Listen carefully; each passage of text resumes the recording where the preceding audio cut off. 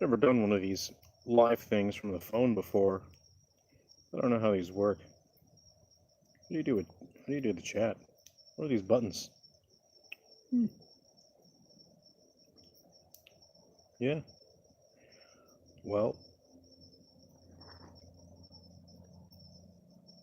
I'm not doing any game development tonight. I'm just relaxing by a bonfire.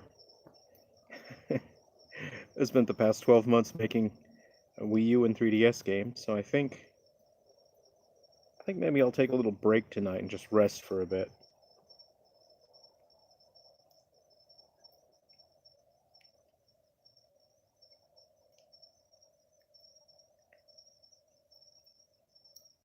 Oh, hey, it's Barry. Good to see you, Barry. I guess I can't type here, can I?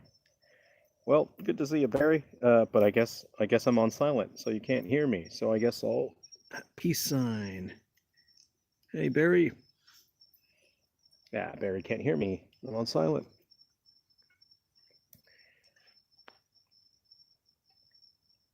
Yeah, I guess guess I'm just taking the night off. I've been working pretty hard on these games. What's it look like if I flip it? Antonis, hey. How's it going? Welcome. Good to see you. So, yeah, I've been working nonstop on these games. You have cold in Australia? Yeah, we do. Not as cold as other parts in the world, but it gets cold here, yeah.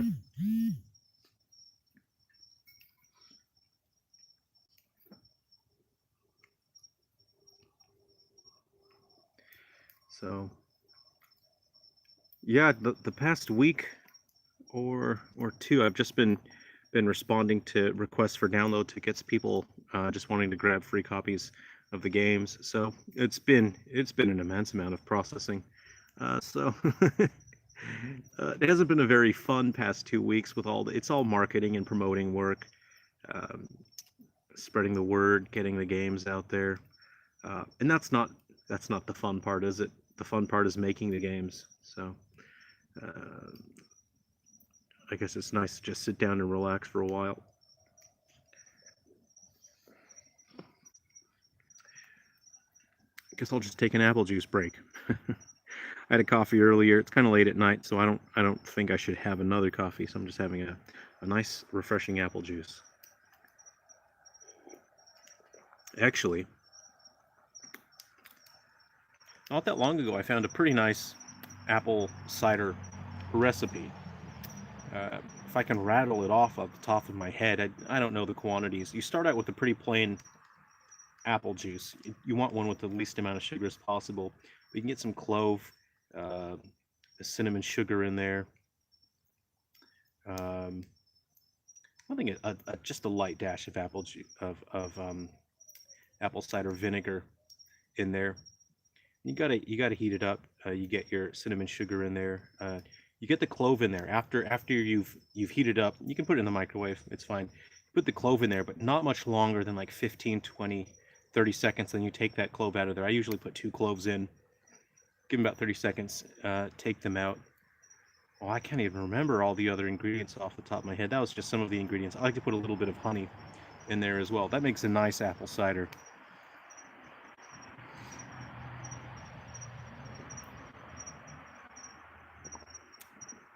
Yeah, I wasn't really planning on live stream, but I saw the button here on YouTube, so I thought I'd click on it and just share the bonfire if anyone wants to hang out, relax. I've never done one of these on the phone before. So for the past couple years, but especially the last 12 months, all I've been looking at and all I've been seeing is a computer screen. I've been staring at computer monitors nonstop for the past how many months, and my eyeballs are tired of looking at computer screens. Soham, welcome. Hey, good to see you. Thanks for hanging out. I'm gonna stoke the fire a little bit. Just gonna get it roaring a little bit more.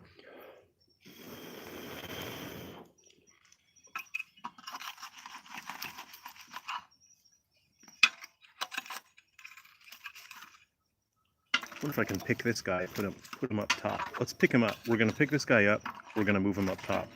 Let's see if I can do this with just one tool here. Come on, get up there. This is like what's that game? Getting Over It. That's what this feels like. Where you're the guy in the pot trying to climb. Is that what the game is called? This feels like that. It also feels like QWOP. I'm just trying to I'm trying to hold this phone to live stream, and I am trying to get a good campfire shape here. I'm not getting a good campfire shape. I think I may have just ruined the bonfire, actually. Okay, I think I better stand up now. Come on. I kind of need two hands for this. I didn't really think this through. I've got the phone in one hand. Okay, here we go. This is like Getting Over It. This is. There we go. That's close. That's close. Okay, here we go. You want to give it a little bit of a breath of fire now? Ooh, I don't have good circulation underneath here. I'm gonna clear out this intersection to get some circulation down here. I love your videos in jungle, but what about mosquitoes? Yeah, I'm not a big fan of mosquitoes either. Usually when I'm out hiking, mosquitoes aren't normally a big deal where I hike. They tend to stay around residential areas. I've never really had mosquito issues when I'm hiking around. Yeah, you're gonna get mosquitoes mostly in residential. We do have beautiful jungle areas, beautiful beach areas in Australia. I just got to scrape out the inside a little bit. I need to get some airflow going on here, or I'm going to lose my fire. There we go. That's it. Ooh. See, this guy had a good shape. This guy on the right, he had a really good shape, but I think I filled it up with too much stuff. So now I'm not getting airflow. Okay, let's try that. Here we go. If I can just clear... Okay, look, I want to clear this out a little bit more just so I can have a little bit more airflow in there. Uh-oh. Yeah, it is like a mini game, you're right. I hope I didn't mess that up. All right, here we go. We're going to give it a breath of fire here. Ooh, that's very hot. Whoa. There we go. Bonfire lit.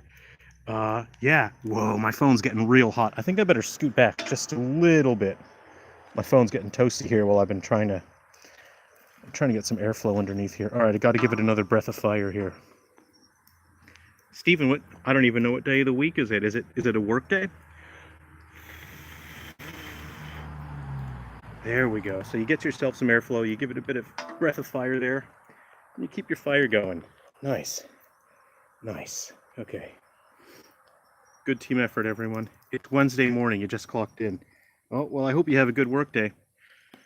I've been processing download tickets all day long, so I'm just gonna relax for a while, guys. I've been working on the games. I just finished the update for 3 Down Stars.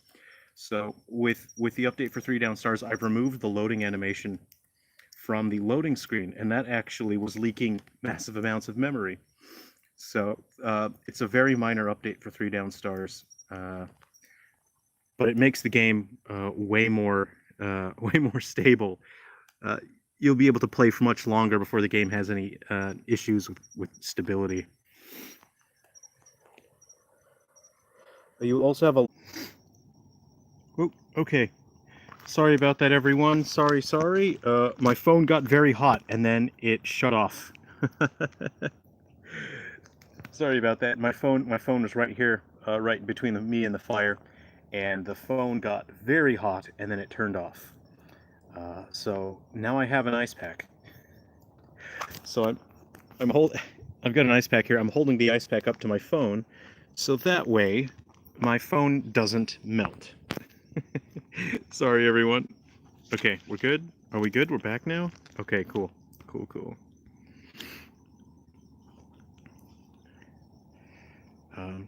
Yeah, no, the download tickets, I was offering the download tickets because I know that there are people that actually enjoy the series, and they're having a tough time with the tickets, or with picking up games. There's so many games.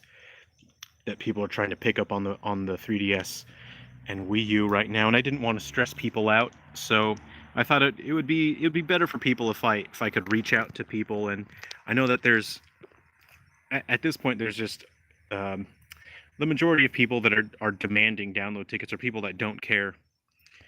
There's so many people that don't actually care about playing the games. They don't want to play the games. They have ignored Silver Falls at every point of the way. And I've had a lot of people that just lie and say, "Oh, I've been trying to collect all the games on the 3DS eShop, and I've never even heard of Silver Falls," which is a lie. It's pretty rude to say that. I know that you've seen it on the eShop because they're the only new games that have been launching, basically. Um, and the games have been there for a few years now. So to say that you've never even seen the games on the eShop is a bit rude, because those people then turn around and demand that I give them all of the games for free, which I think is quite rude. But I'm willing to put up with it, because I know there are people out there that genuinely do enjoy the games and that they just aren't able to buy the games before the end of the month. So I'm willing to put up with, some very not very not very nice people. They're quite rude, but that's all right. I can put up with that. It's worth it for the people that are really cool. It's worth it for the good people. So yeah, I don't know if I've resumed the stream properly because my phone. Uh, oh, good. You guys are still here. Yeah, um, yeah. Look, anywhere you go in life, you're going to have people that are not very good to you, but you just gotta accept that's how the world is, because there's plenty of great people out there like you guys here in the stream. There's plenty of great people, and it's worth it. It's worth every bit of work, every second.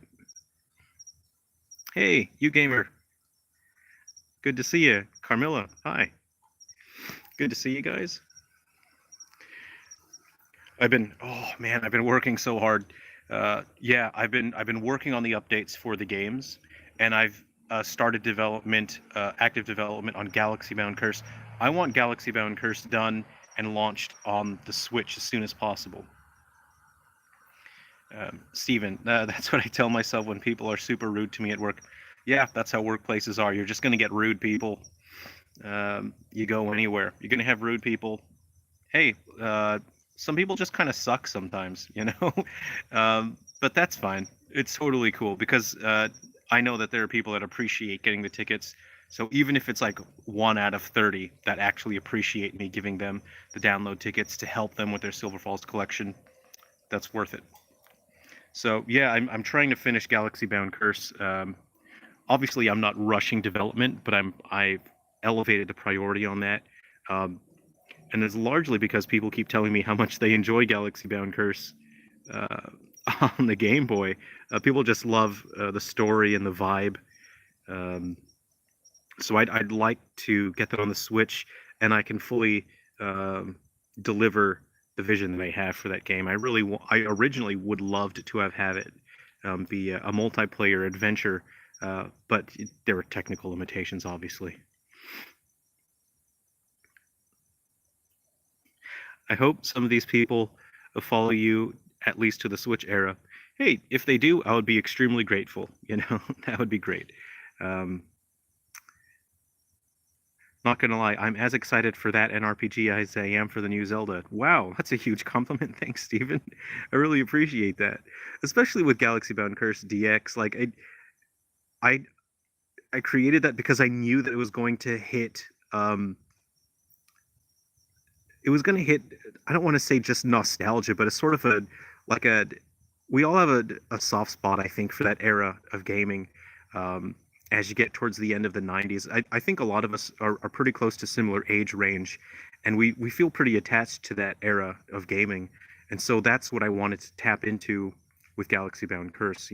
I wanted to make it on the Game Boy Color, so it was genuine, and I wanted it to feel like it came from that era as well. And that's why the story is set in the late 80s. And I think that probably has a lot to do with why so many people just have a soft spot for Galaxy Bound Curse, and I have a soft spot for that game as well. You should tell them buy one and you get the other free. Well, that's an idea. I think a smart business would do that. Um, but I don't really want to run. Obviously, I run a studio and it is a business, but I don't want to run it the way that AAA studios run it. I don't want to run my business the way a corporation would. You know what I mean? Let me. Oh, hold on. Nate's message disappeared. How do I get that? How do I get that? Come back. I don't like Nintendo. It does not have menu, music themes, or eShop music, and the games that happen come out for are not very good, except Tears of Kingdom. Yeah, Nate, the Paper Mario and PMD fan. I'm. I kind of. I kind of agree with you. There isn't the personality and charm. You know, with 3DS and Wii U, we had so much personality. You know, you had the music, you had little flourishes, and it's the little flourishes that make a system feel like it's part of um, your life. You know, it has personality to it, and that helps you feel attached to it. Um, and the Switch doesn't have that. But I think at this point it was probably a good idea for Nintendo to focus on the practical side, just making system that delivers games in an efficient way. But I'm personally hope that with their upcoming games that, or with their upcoming system, that they will hopefully try and get a bit more flair.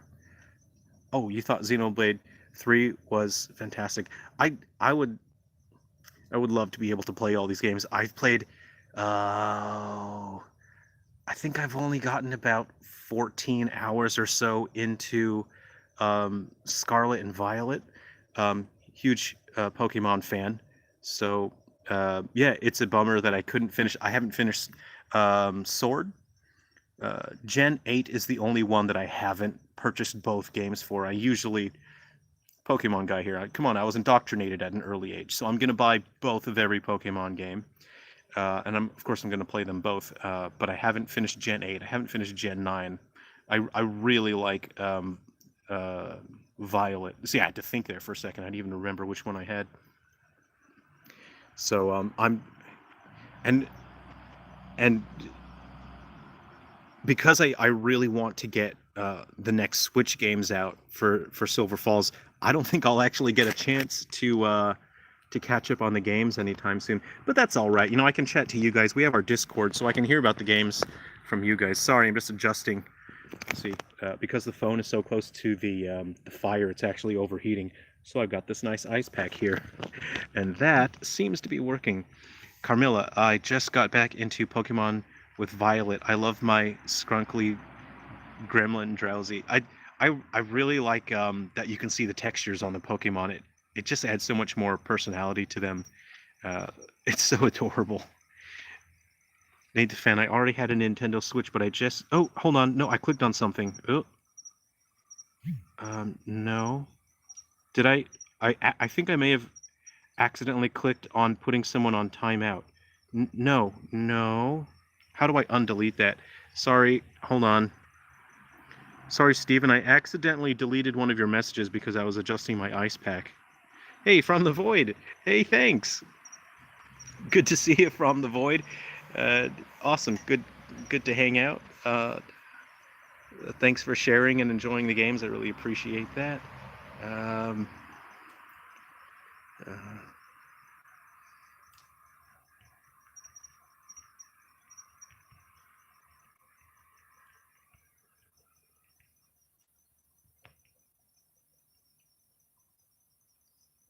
yeah. Steven, I hope I didn't like kick you out. Oh, this was sorry. I was adjusting my ice pack. I hope I didn't like ban Steven. Sorry. Oh, sorry. Okay, Nate, the Paper Mario and PMD fan. I already had a Nintendo Switch, but I just got a Switch OLED, so I'm hoping those links aren't real. I would feel, oh, I wouldn't feel good.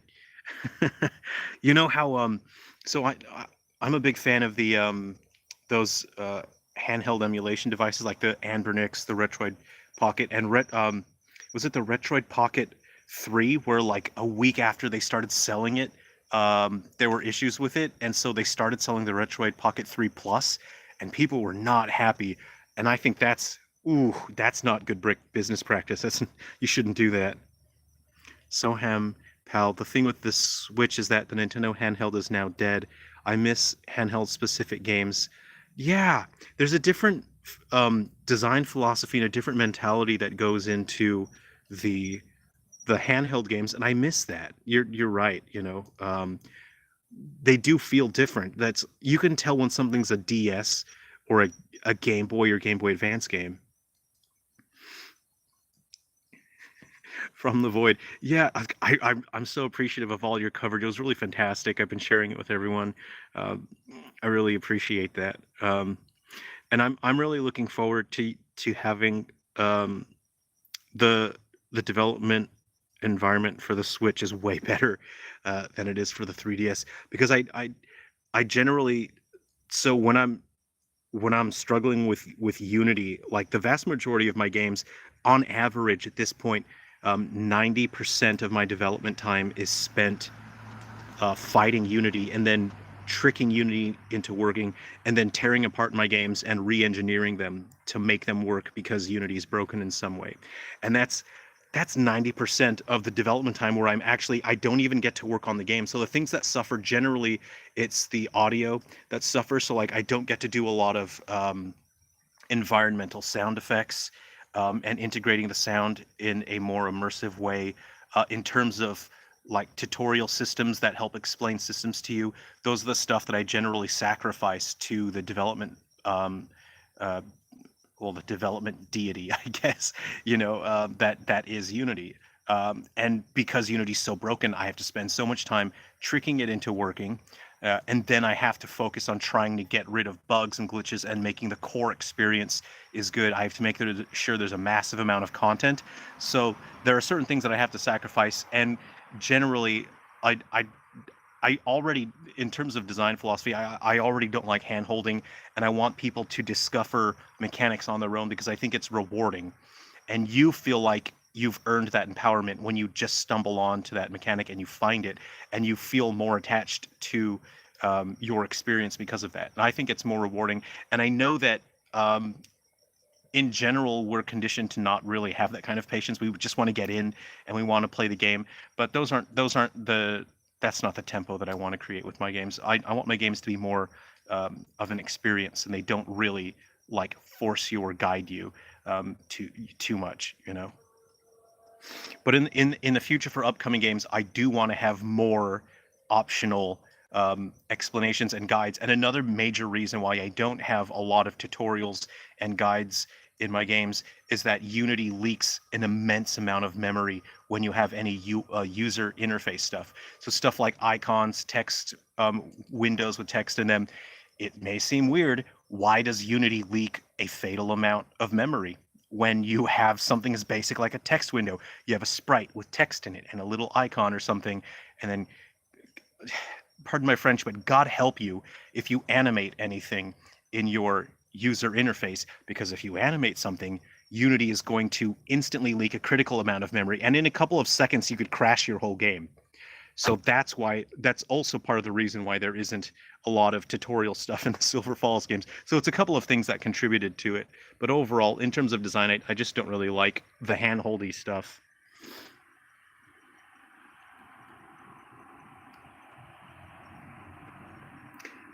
Project Mumo, welcome. Hey, good to hang out. I bought myself OLED not long ago, and still, if the new Switch comes out, I couldn't be happier. I don't think I've seen the OLED in person. People have sent me pictures, but that doesn't really, well, that doesn't explain anything, does it?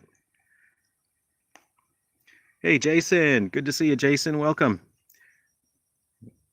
Yeah, it's got to be frustrating uh, having to fight Unity every step of the way and completely disrupt the creative flow just to get things to work correctly. Um, yeah. Arthur, yeah, it definitely is more rewarding to discover things in games, and yours are definitely that way. I'm loving them. I'm so grateful. I I definitely I have you written down. As soon as I get my Switch games out, I'll have the download codes for you. So you're locked in. You're guaranteed. I'm trying to finish Galaxy Bound Curse. I won't have to fight Unity this time. Unity on the Switch works pretty nicely, so I'll be able to actually now create the games that I want. Um, the Unity version that I used for Episode Prelude was super broken, but I have a new version of Unity for Switch now, and it's much better. How do I get the message? There we go. All right. Jason, I honestly like figuring out most game mechanics on my own anyways. I really dislike the tutorials, especially when you can't skip them. Yeah, and I think it's fun. You know, Jason, you're one that's been messaging me over the years and then letting me know that you just discovered a cool mechanic, and then it just changes things up. And I'll get messages from other people and they'll say, "Whoa, I just found this ability and then it changed things, or I just discovered this mechanic." And I think that's fun, you know, because it kind of adds value to the game if you just keep playing it and enjoying it. I also like thinking of the Ego Raptor video where Roll is nagging Mega Man and Roll's like, Mega Man, Mega Man. Antonis, GBC DX will be only an HD remake. Why not add it as an unlockable also on Switch? Well, Antonis, I was trying to find a way to emulate Game Boy Color because I have to be able to emulate that in Unity, and I haven't found a way to do that. So I would actually have to recreate the original 2D game entirely, and then I would have to also do the 3D game. So my logic is I'm still in the process of deciding whether or not I'm really going to include a version of the 2D game, because then I'm doing a significant amount of extra work. And if I rebuild and remake the 2D version of the game, it's going to hold back the 3D version. You know what I mean? So that means that anything that I do in the 3D, it has to be able to translate into the 2D version of the game. So if I were to have the 2D version of the game, it would mean that my entire development process is going to revolve around that. And do I want it to hold back the 3D portion? And how much am I willing to hold back the 3D portion just to have the 2D version in it? So I'm still deciding whether or not I'm actually going to include a 2D version of the game. We'll see. There's a chance that I'll be able to build it as a 2D game and then have an option to where you can actually toggle back and forth between the 3D graphics and the 2D. We'll see if that actually works out. I'm not entirely sure if I can even follow through with that. Yeah.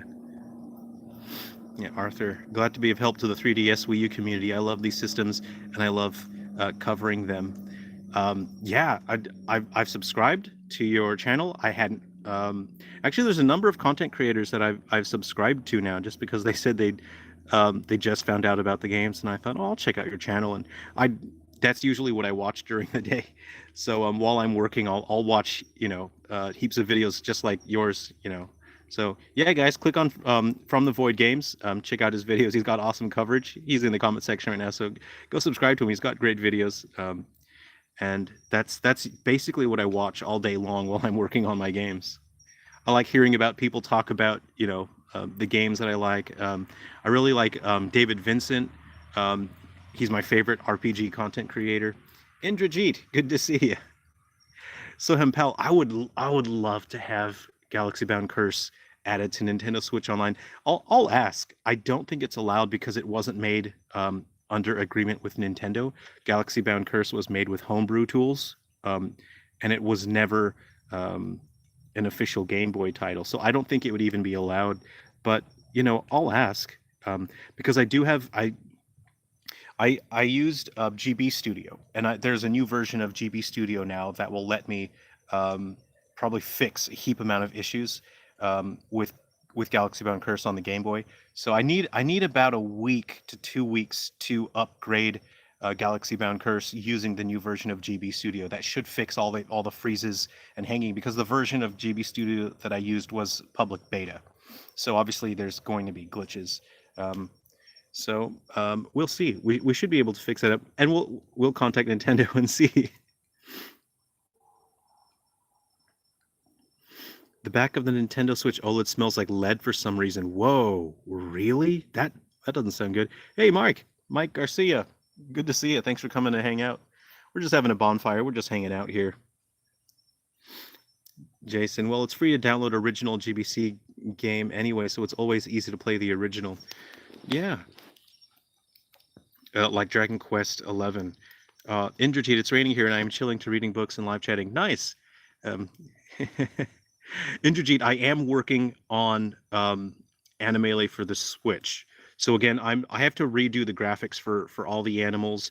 I'm redoing the user interface for Animele, so all the menus and everything. I want them to be more modern and more. Um, I have a stronger vision for what I want this new version of Animele to be. You know the life bar for Animele, the grass up top? I want that to be animated grass, so it kind of sways in the wind. And when you take damage, I want blades of grass to fall off the life bar. So it feels more lively. Um, and I think the new version of Animele again, so I have to redo all of the menus, all the user input system. And I think I'm adding either 4 or 5 new animals as well to Animele. So yeah, don't worry, I haven't abandoned Animele, but it will take time because I'm making significant changes and improvements to Animele. Jason, cool. I'm up to do playtesting if you want. Great. Project Mumo. I like the display of the OLED Switch not because of the technology, but because of the more modern appearance of the console. Yeah, you're right. It does look way more sleek. Otherwise, I would personally say that it's not worth buying at full price. You can go from 2D to 3D in Super Paper Mario. Huh. Okay. Yeah, we'll see how we go, Indrajit. We'll see how we go. Uh, I don't know how long the update will take, and I don't want to rush it. That's the thing. Um, I'm in a position now where there's no reason to rush Animele, so I don't want to launch it and have it be glitchy and problematic. I want it to be just right when I launch it. And with Animele, it's because there's a lot of fine tuning that I'm making, and I'll be bringing in 4 or 5 new characters as well. There's a massive amount of balance testing that goes into it. I make sure that every character is viable. But here's the thing, I'm a human being, and when a new character comes into a fighting game, I want that character to be really strong. And so as a human being, I'm naturally subconsciously going to make that new character powerful. So I can't help it if my characters end up like Min Min and Pyra and Mithra. Sometimes they get DLC syndrome, and then my characters get way too powerful. So usually when I'm adding a new animal to Animele, that's what happens. The animal ends up too powerful, so it takes a couple weeks of testing and fighting, and I have to keep fine tuning the character and make sure they don't do like a Min Min syndrome. You know what I mean? Nobody wants another Pyra Mithra. Come on. Nobody wants a Prominence Revolt. No one wants you spamming that neutral B.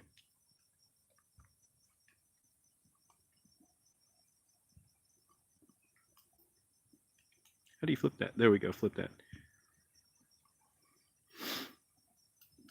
Yeah. So, oh, it was very funny. So it's what's funny um, with 3 down stars is I don't have any consoles that have an IPS screen. All of my 3DS consoles are what are they? TN screens. So when you play on an IPS screen, there's certain areas of the game that have the pre-rendered shadows, like indoor areas, are way too dark, and I I have no control over that. It's just that the IPS screens are just naturally much darker and have more contrast. And unfortunately, there's no way for me to adjust for that. I can't have my games detect if someone's using an IPS screen and then make the game brighter. So unfortunately, like that's a bummer that it happened that way.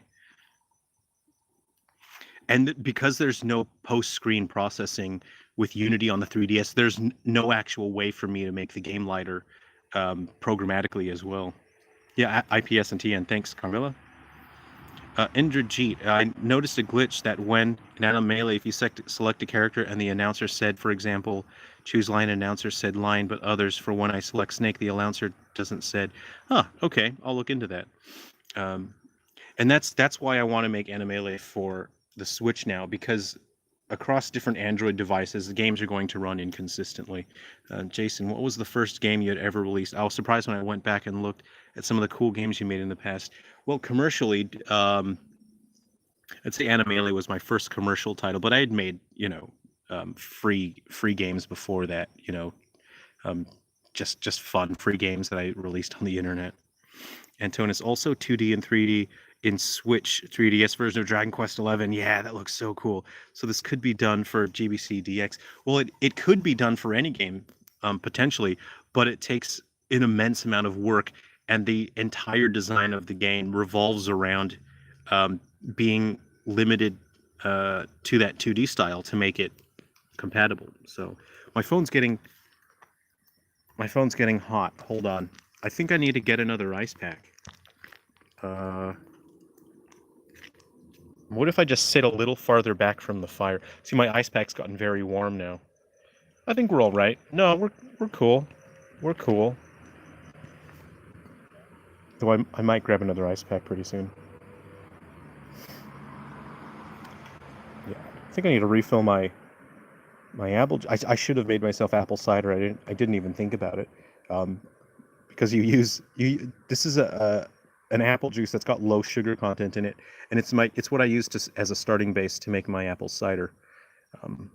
I really like the powdered mixed apple cider, but I don't live in America anymore, so I can't get that powdered apple cider mix, which is very delicious.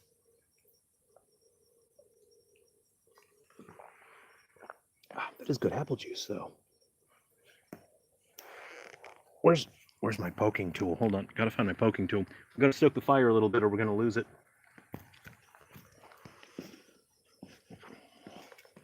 Oops. Where's my poking tool? Oh, there it is. Okay, we gotta tend to the fire a little bit. Here we go. We're just gonna make sure there's airflow underneath. Poke these guys. Oh, cool. This will break apart. Nice. Okay. Yeah. It's been running for a while now. Okay, we're gonna get this guy on top here. Shoot fire. Okay.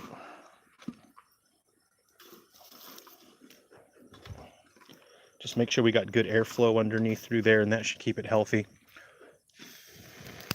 Yikes, that's hot. Yow. So, in case anyone missed the stream, we actually started doing the 3D modeling for characters and one of the enemies in Galaxy Bound Curse, DX, and I think that's gonna be real fun. So now that I've got the template human, it's gonna be pretty quick that I can create the character models based on template pieces and just have the graphics created in game. Oh, maybe I shouldn't have done that. I'm gonna lose my airflow. Well, dang. Come on, fella. Up. Okay. You gotta make sure air can get through in the bottom. I think that should be fine. That'll be fine. No big deal. Yeah, the combat system will be much more refined in Galaxy Bound Curse DX. Oh, Project Mumo. One last question. Bought myself episode prelude. Should I wait for the update with fixes mentioned on roadmap? If you're not in a huge rush, I would recommend waiting because there's significant improvements. There's a couple things that Unity did weird with episode prelude, and like there's a bush that popped up out of nowhere that's blocking one of the items that you need, so it's hard to see that the item is there. It's just little things like that. I'm also adding a radiation detector to the tech pad in episode prelude, so it'll help you detect the items that you need to find.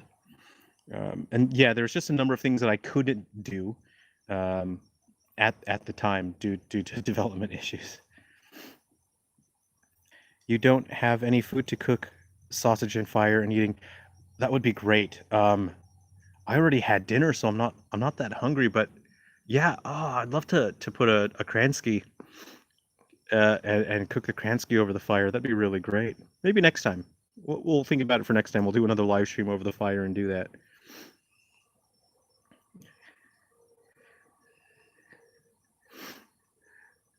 Let's see. Oh, how's the weather outside? Well, it's actually very comfortable. It's not cold at all. It's quite nice. I just wanted to step away from my computer for a while. I've been processing download tickets for people that want free copies of the games. I've been doing that for the past 2 weeks. and I've been working on the updates for the games. I finished the 3 Down Stars update, so I'll be sending that through to Nintendo after I finish the testing. And again, that'll be massive improvements to the stability because I've removed the animation on the loading screen icon. That was causing Unity to leak tons of memory. I've actually sped up. So you know when you when you swap in, like when you leave an area or when you enter an area, the screen fades in and out. Um, that causes Unity to leak significant memory as well. So I've sped up the fade in and the fade out animation, and that actually makes the games more stable. So that way Unity has less time to leak memory, which is, those are the tricks that you have to employ to get Unity to work. Jerrel, is there a cutoff from Arthur? Is there a cutoff for releasing updates for games on 3DS and Wii U? I don't know. I do not personally know when the cutoff is. If there was, if even if I did know, I wouldn't be able to tell you. That would be protected by NDA. But my answer is I don't know. But what I do know is that it can't last forever. It's by just goodwill that Nintendo is allowing developers to uh, send updates, and I can't even send updates to Europe. I can only update in North America, and I don't know how long that will last. So I'm working as fast as I can to get updates for these games out, and I'm adding that new mode for Ghoul Busters, which is Frontier Busters. So that's going to be the Frontier mode for Ghoul Busters. I originally wanted to launch Ghoul Busters with the Frontier Busters mode. So again, you have your RPG elements, you have your character growth, you have upgrading your weapons, collecting new weapons, fighting horde battles is going to be, of course, elemental aspects to it. So there will be some depth, and you get to um, use certain characters for certain missions. So I think that'll be heaps of fun, and it'll add a ton of replay value to Ghoul Busters. And that was originally in my design documents for Ghoul Busters. But when I realized I had 7 games to make, I had to cut out Frontier Busters. So I'm working on Frontier Busters now. And then when that launches, the code linker will be enhanced for Ghoul Busters, and you'll be able to have characters from other Silver Vols games they can cross in to Ghoul Busters. So please look forward to that, and I am working on that for the 3DS.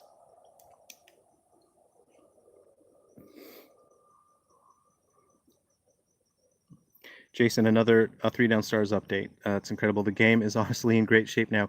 Only 3 to 4 crashes total in my playthrough of story mode. Well, with the new update, it's going to be less. It's going to be way more stable now. Indrajit, are you going to make a game other than Animele and Android? Do you have any plans? Maybe. I had a free Silver Falls game in development for Android, but I don't think I'm gonna finish that for the Android. I think I'm gonna bring that to the Switch, um, and I just can't earn money on the Android, and it's frustrating because I like the the platform. I love the idea of um, being able to just give people a game that they can play for free anywhere. But unfortunately, yeah, I just can't make money for it. Oh, the Switch. You mean like the I don't know. This is my first time using the live streaming on the phone. Yeah. So, and I'm having to very carefully organize the upcoming games now, because it's working on these final 7 games. It kind of like it's kind of like I don't know if anyone is a Dragon Ball Z fan. I'm a big Dragon Ball Z guy, so I was watching that since I was a teenager. But working on these 7 games is like hyperbolic time chamber, where you step out of it and then suddenly you're like way way faster and stronger than you were before. And that's kind of what happened with working on these final 7 games. Is I'm looking at the ability that I've developed and how much I've improved by pushing myself over the past 12 months, and now I can make games extremely quickly. And now that I'll be working on Unity on Switch, that Unity works. There we go. I'll leave it there. It actually works. Whereas before, I had to make these games very quickly with a version of Unity that doesn't actually work. So how much faster will I be able to make a game when Unity actually works? So now I'm looking at what I can create, and I'm organizing my schedule based on what would be most interesting and exciting for people. So I'm reorganizing the order of the games right now. Kenneth, good to see you. Thanks for hanging out on the stream. I usually drop a couple DBZ references here and there. That's one of my favorite anime of all time. But I grew up with Toonami, so if somebody says like Cowboy Bebop, Gundam Wing, I'm gonna be there. I could be somewhere far away, and if someone brings those up, I'm gonna rush on over. I've got to be part of that conversation. I want to hear what people are saying about that stuff. So I actually really liked Super. We see a lot of people now that sort of dunk on Dragon Ball Super, but I really enjoyed it. I thought it was good fun, and it really feels like they were just trying to make as many um, they're trying to make as many new action figures as possible. Like, hey, we have Vegeta Chartreuse, and we have Goku Scarlet and Vegeta Violet. They really wanted every color in there. So who knows what they'll do next? Who knows? I'm a massive Krillin fan. I like Krillin's character, his attitude, his power set. So the fact that he actually got character development, I thought that was very cool. He actually, you know, yelled at Goku in one of those episodes, and he was basically like, "Dude, I'm not like you, all right? I'm not like this invincible, dude." And I thought that was a cool episode for him. And they did Krillin, they did him so wrong in the Tournament of Power. They just knocked him out too early, But that's our right. That's our right. It's our right to complain about stuff that we like. So if it's a game that we like, if it's an anime, that's our right. We're allowed to complain about it because we're enjoying it. But if I was a writer for Dragon Ball Super, I wouldn't have knocked Krillin out so early from the Tournament of Power. I would have made him do cool stuff first before knocking him out.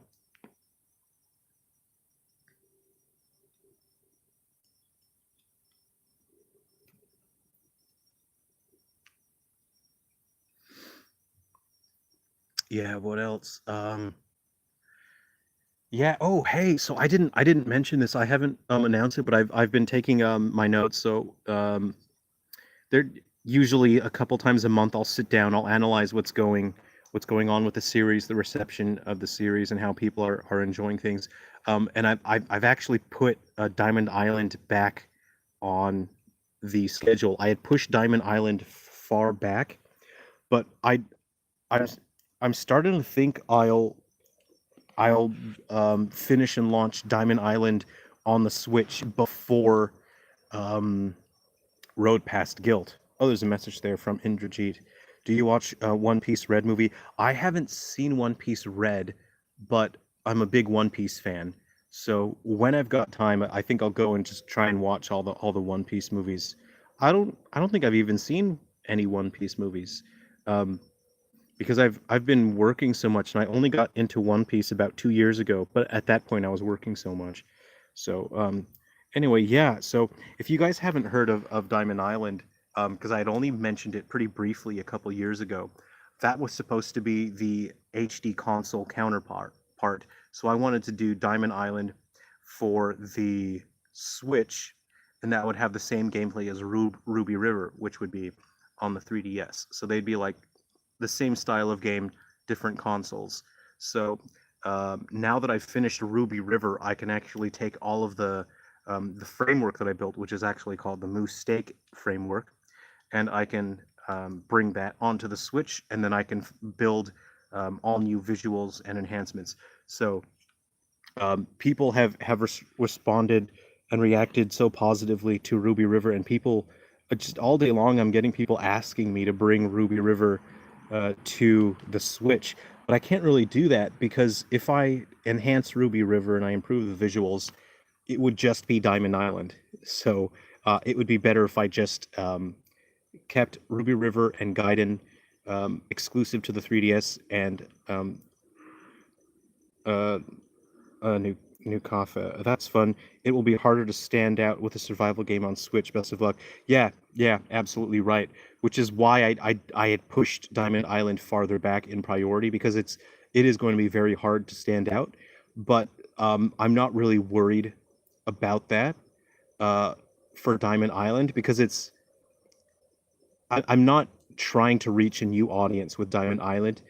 Diamond Island is really just for Silver Falls fans who really want the the Ruby River style of survival gameplay, but on the Switch. So I'm not worried about that. That's not one of my concerns. I just want to give Silver Falls players something fun and exciting on the Switch, and I've had so many people asking for Ruby River to come to Switch. So Diamond Island is the way to do that. So there's going to be new components on in Diamond Island. There's going to be mechanical pieces that can move. So there will be sort of like, you can imagine how a windmill is wind powered and it can cause things to spin and rotate. So you're going to be able to customize and build moving parts in Diamond Island, and they'll be sort of wind powered. So you know, they'll have components that move with the wind, and I think that's going to be exciting for obstacle courses.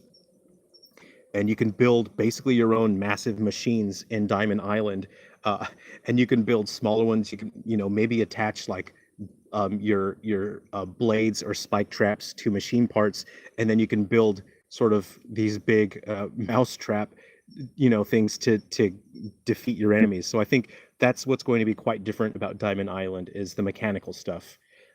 And you're going to be trapped on an island, but it's going to be a bigger environment and far more detailed than Ruby River.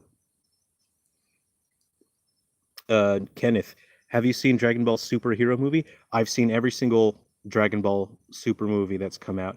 There's a buddy of mine. We usually go to the theater and watch the Dragon Ball movies in the theater, but I didn't get to see Superhero, Dragon Ball Superhero.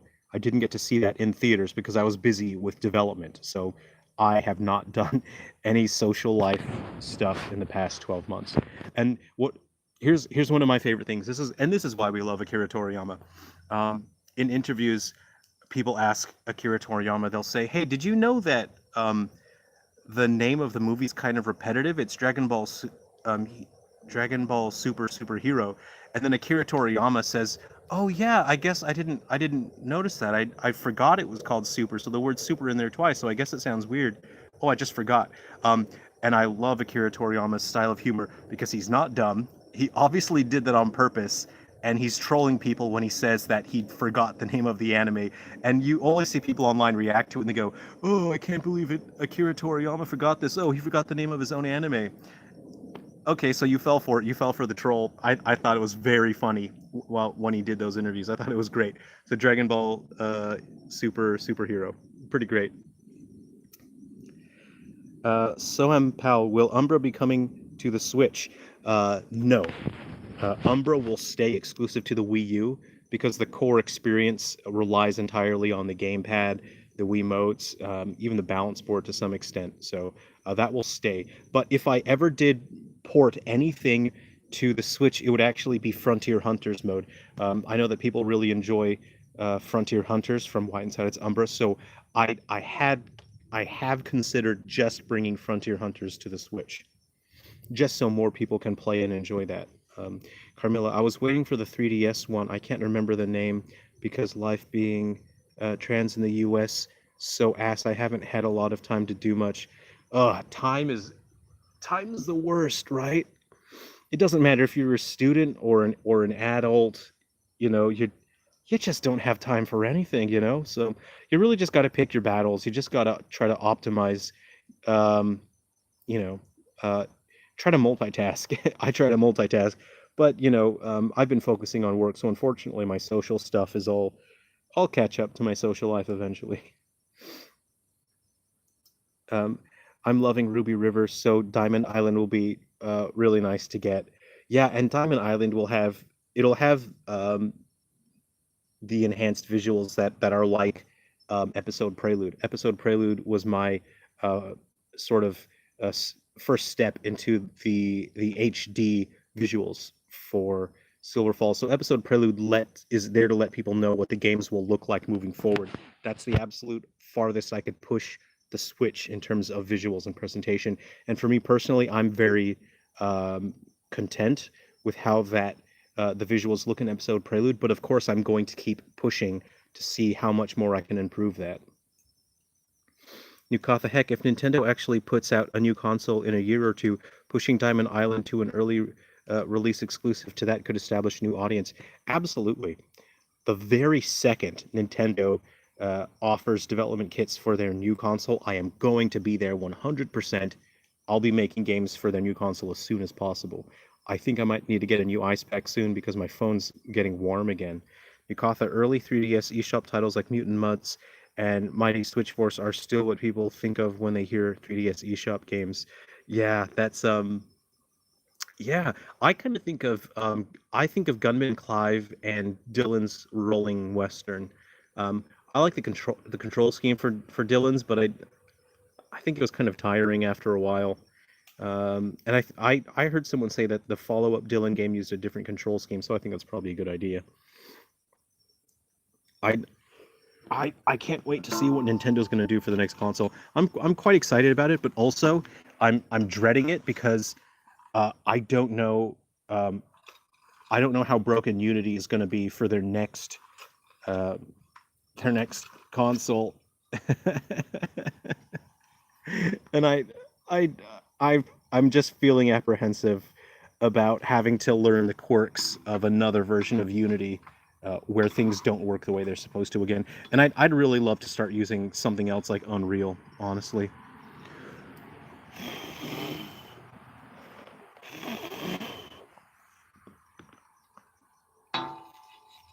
It's my poker there. Carmela, oh, Jerrel, have you seen any of the Doom 4 stuff that came out about a week or so ago? No. What happened? Um, was there a leak or something? I um, saw a random picture someone posted on Twitter, I think, where someone said, what was it? Here, I'm going to try to verbally explain a meme, and it's probably going to be less funny. They posted a photo of someone holding it like an Xbox disc, and the description on the post is, a guy said, uh, after looking around my house for 2 minutes, my wife came to me and said, I can't find the box for wood. And she was holding the Doom disc upside down. And because of the font, Doom looks like it says wood upside down. I thought that was pretty funny. Should I look up Doom 4? Was it a leak or like an official trailer sort of thing? Those are also rather early titles. Yeah, I just really liked the look of Gunman Clive, and I was supporting anything, any sort of I can tell that were independently developed 3DS titles. I bought all of them. I just want to support all the developers because I wanted to see more cool stuff on the 3DS. Um, I'm a massive fan of Inti Creates. Basically, anything they make, I want to support. I have huge respect for Inti Creates. They're one of my favorite developers, and they're just like their pixel art makes my eyeballs feel good. You know, you look at any of their games, and you can see the passion and the expertise in any Inti Creates product. So, sprite work that just animates so fluidly makes my eyeballs feel nice. Camilla, you saw that meme too? I had a laugh. Jerrel, they fixed Unity on 3DS. I joke. No, I would never believe it. I remember Zen Pinball. Oh yeah, that was on. I think I had that on. Did I have that on the Wii U? I spent a lot of time there. Big same. Yeah. I I have a soft spot for pinballs. Oh, you know what I've seen recently? Um, there are companies now that make pinball tables, right? And the pinball tables, they are it's like a big LCD. I think it's an LED screen, um, and then they have like rumble motors in there, so you get haptic feedback. So when the pinball hits the bumpers, there's haptic feedback, and when you push the buttons on the side, there's haptic feedback. and the game is rendered at an angle. So when you're sitting in front of the pinball table, it looks like a real pinball table. I've seen a couple people reviewing them online, and they look so fantastic. You can load up different pinball tables. You know, you probably have your Star Wars, Kiss, Jurassic Park. Oh man, I think it'd be so cool to have one of those tables. I kind of have a soft spot for pinball tables. Silver Falls games made with Unreal sounds cool. Look, to be honest, I don't believe that Unity is going to survive long term because their CEO doesn't care about games. He doesn't care about the engine working, as you can see. And he focuses all of the company's attention on microtransactions. And he personally called all of the Unity developers who are genuinely trying to make good games. He called us all idiots, and he said that we, instead of trying to make good games, we should be just using microtransactions to earn tons of money. So that's where the CEO of Unity is. And he's ex, Electronic Arts. He's ex EA. So what kind of person he is, and that's a real bummer. So I do not believe that Unity will survive long term. So eventually I will have to learn Unreal. I would love to use a game engine that actually works, but I can't lash out too much because Unity allowed me to make games for the 3DS. Even though it was a miserable experience and it was awful and the games turned out glitchy and crashy, at least I got some games on the 3DS, and that was only because of Unity. So there. Uh, yeah, Arthur, I saw that moronic comment from the Unity CEO. What a douche! Absolutely, that guy. Oh, not a great guy. Not a great guy. It's because of him my life has been so miserable the past couple of years trying to fight Unity. It's because of him. So I will switch to Unreal eventually, and I'll use it. There's an old saying.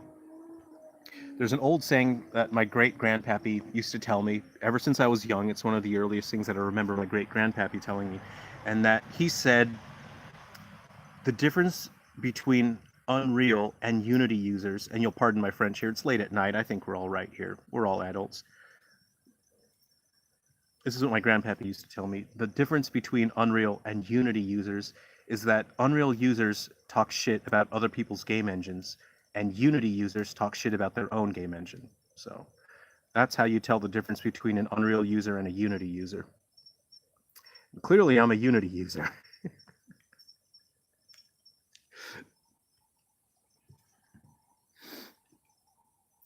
Nikatha, I'll know I have made it in life when I have one real pinball table in my home. Oh, that would be the dream. That'd be so great. Camilla. Oh, but it from an employee's portfolio probably is what you meant. A game intro trailer. A lot of stuff was recycled to Doom 2016. Oh, that's not good. Call of Doom was a great description, but I want to play it. The full OST is somewhere. Ooh, do you think it leaked? Maybe you could look around. Maybe the OST leaked. I don't know. They still work on older version of Unity. Yeah. You gamer, how do microtransactions make more money for games if the games themselves don't work? Exactly. Well, unfortunately, there are people out there that will spend tons and tons of money on microtransactions, and they're driving the industry in this direction, unfortunately. Kenneth, oh, you played that 3D pinball game Space Cadet in the early 2000s. Yep, nice, good classic. On my dad's Windows 98 PC. So many hours went into that game. I want to own a pinball table and a skee ball machine. I have a soft spot for anything that you would find in a dive bar, out in a rural bar out in the middle of nowhere, up in the mountains. You guys can tell from the Silver Falls games, I have a soft spot for small rural bars. So anything that you would find there, I would love to have. I would like a pinball machine. I'll take it. I'll take an old jukebox machine. I'll get it. I'll get it serviced. So whatever maintenance it needs. I'd love an old jukebox machine. Uh,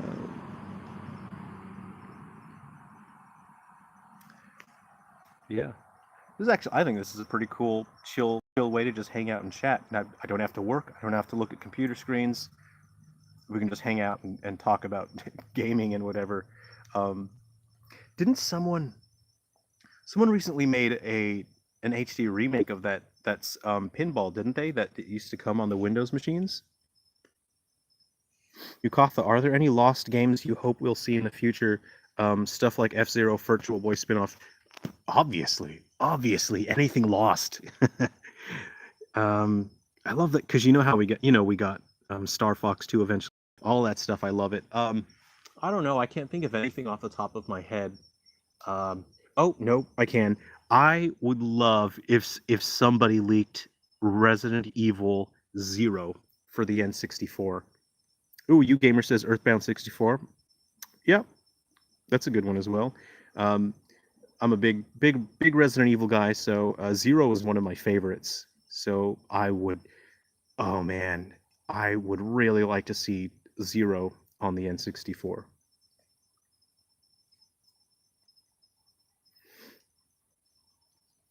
I'll have to look up what company does those pinball tables because it was, the people that were reviewing it were saying it's very convincing, as the haptic feedback was very accurate. They said when the pinball would hit all the different bumpers and the paddles. Jason, I've still got a toy from my childhood that's a mini pinball table. It's about the size of a chessboard and works really well. Nice, that's awesome. That would be something. My white whale is Nintendo Pennant Chase Baseball for the GameCube. Huh. I don't know what that is. I'll have to look it up. Um, you have to look that up. Can I screenshot that? Maybe I'll just screenshot it and look it up. Zoop. Screenshot taken. See, here's. I'm not even. This is probably a tease at this point. This is probably a tease. There's Silver Falls stuff that we're never going to see. It's never going to be released. That there's somewhere on Nintendo servers. Stuff that I've never announced. ROMs that have been submitted that were unfinished. They're on Nintendo servers. There's stuff that I've never told you guys. So who knows what'll happen? I don't know if some hacker is going to do another server leak, 5-10 years from now. But hey, unreleased Silver Falls stuff could actually pop up in the future. Who knows? I don't know. But it's it's there. I don't know. However that works. I don't know all that stuff. I'm not a scientist. It was Nukatha. It was fully completed. A few screenshots and preview in Nintendo Power, and never came out. Wow, kind of like a Star Fox 2 situation, huh? Yeah, that's cool. But will they code link? Let me think. I don't know. I don't know off the top of my head. There are. Well, like I know, Nintendo Europe has my European ROMs. The games that I was trying to get launched on the Wii U and 3DS, all the new stuff. Nintendo has that on the European servers. The updates for the games, Nintendo has them. Jason, that would be awesome to have Zero for N64. My first ever Resident Evil experience was the N64 port of RE2. That's witchcraft. I don't know how they did that. That took some sort of wizardry to get RE2 working on the N64. It's just magic. You gamer hacking Nintendo servers to get exclusive Gaiden 3D's content. Hey, Luna Knights, good to see you. You're driving to work. Well, I hope you have a good day. I hope it's going to be a good one for you. Yeah, we're just hanging out here. I'm not doing any work. I'm not doing anything work related. We're just enjoying a bonfire and hanging out now. I ran out of apple juice. Bummer. I might just go and get some more apple juice. We got some members here. Let's get this guy right in the middle of the pile here. Let's get this guy cooking. Nope. Come on, fella. There we go. And then let's get this. See, it's kind of like it's like physics, it's like a physics-based puzzle. You got to get them just right. You got to sort of build a pyramid shape to get the airflow. So the airflow comes up from underneath and pushes up, and that helps drive the flames there. But if you don't have enough airflow underneath, you're not going to get it. You know what's crazy? It's what's the name of the YouTube channel? I don't know the guy's real name, but technology something. Oh, I really like his videos. I'm subscribed to him. I watch his videos as soon as they launch, and I can't think of the name off the top of my head. I just know the dude. I recognize how he looks, so I click on his videos. But he had a video where he explained he explained how the airflow works on those storm lanterns. I've got storm lanterns all over the place, you know, those oil lanterns, and how the handles on the side are hollow, so the air actually flows up from, you know, underneath and goes up to the top. It was really fascinating. I'd never even thought about those, how those lanterns work before, but cool video. I wish I could recommend it. I don't even remember the name of the video off the top of my head.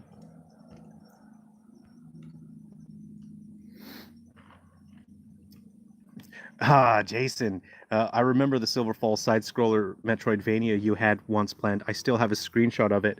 So, for people that don't know, Jason is talking in the comments. Jason's talking about Super Silver Falls.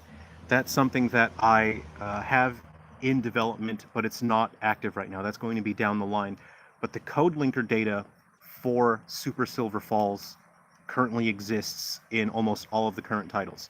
So when Super Silver Falls launches, maybe 2 years in the future, you'll be able to take at least one character from Super Silver Falls, and that character will be usable in White Inside Its Umbra on the Wii U. They'll be not in Ghoul Busters, but they'll be in Gaiden Deathly Delusion Destroyers as well. And we'll see what happens with other games. Not in Guardians and Metal Exterminators, but the code linker data for Super Silver Falls does exist. So there you go. Connections? Yeah, I think so. The Nukatha says the toaster guy. Hey, Chris B, how's it going? Good to see you, Chris B. Welcome. I'm not doing any work. I'm not doing anything computer or work related. We're just hanging out and having a bonfire and chatting. Oops, I pushed that button again. There we go. Yeah, Technology Connections. Man, what a great channel. I really enjoy that channel. Project Mumo, have you thought about having voiced the heroes for Road Past Guilt, or at least grunts would add a bit more life and atmosphere? I have thought about that, but that's going to be a no when it comes to voice acting, because that adds a significant roadblock into the development process, because then that means that every game that has characters would need to be voice acted, and there are a significant number of characters, and there's heaps of playable characters in all the games. So that would prevent me from creating the games that I want, because that means I'm restricted to having to work with those voice actors and getting their schedules together. It's a significant cost. It's a significant logistics nightmare, and I don't want Mary Elizabeth McGlynn showing up my front door demanding to be the director of the soundtrack and the voice acting. So I'll just say no to voice acting entirely.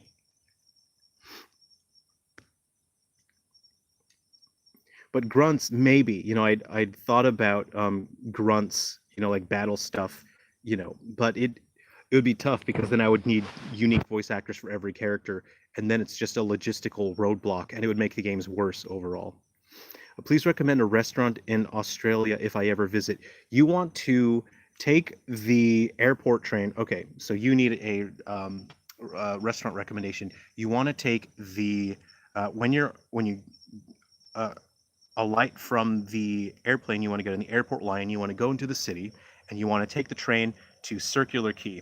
You want to exit the train at Circular Quay in Sydney, and you want to hop on the ferries. Their ferries are within sight of Circular Quay Station. You get on the ferries, you take a train to Manly, and that is probably about a half-hour ferry ride from the quay.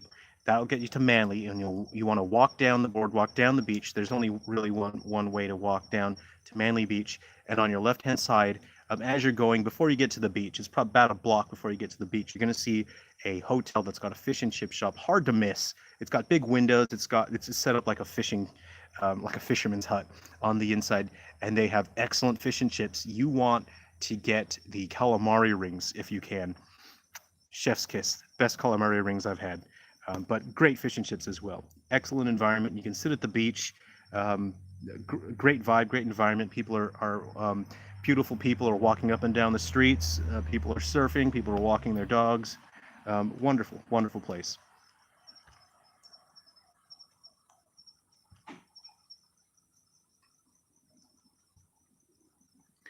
Let's see. You gamer, have you ever considered making a Silver Falls themed shoot 'em up? I'm a big fan of shoot 'em ups. I grew up with shoot 'em ups, and yes, there is a shoot 'em up in planning. It's not in active development, but it's written out. So at some point in the future, I will be able to do a shoot 'em up. But I've also planned it so I can create that Silver Falls shoot 'em up for vintage consoles. So I'm sorry, I'm actually looking at possibly doing multiple versions of the same game. I know that I can do one for the NES. Maybe I could do one for the Game Boy. I would love to do a version for the Super Nintendo if possible. I would love to make a version for Virtual Boy. So I have actually planned that shoot 'em up. So I want it to make it for vintage consoles. Arthur, dude, CodeLinker from the future already implemented the games. How do you plan ahead all that stuff? I write out I write out all the games.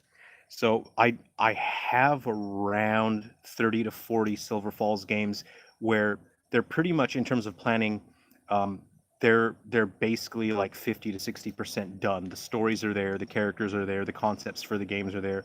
The only thing I haven't finished is the actual building of the game itself. So by planning that far ahead, I can make sure that all the stories connect in an interesting and meaningful way, not just shoving them in there. And that allows me to build the character connections ahead of time.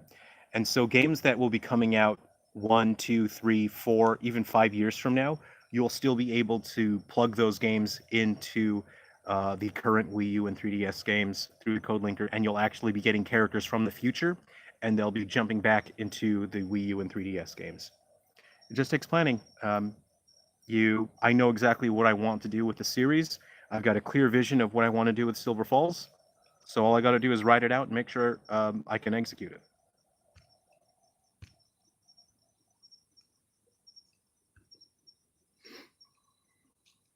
Chris B, a good man, happy to see you relaxing for a change. Yeah, I thought I'd for the past 2 weeks I've just been responding to people asking for download tickets for the games. So it was pretty tiring, and it was, I'll be honest with you guys, it was really disheartening because I would say for every one person who was genuinely appreciative of the download tickets, I would get 30 people that were just very rude, and I can tell they weren't actually interested in the Silver Falls games. They weren't interested in playing the games, and they would just say, "Hey, give me the games," and I would say, "Can you just?" I have a lot of people. I have hundreds of people asking for the game, so just tell me the name of the games that you want. And instead of even naming one of the games, people would just say all of them. Give me all of them. So I would send them. I have a surplus of Undertakers for 3DS tickets.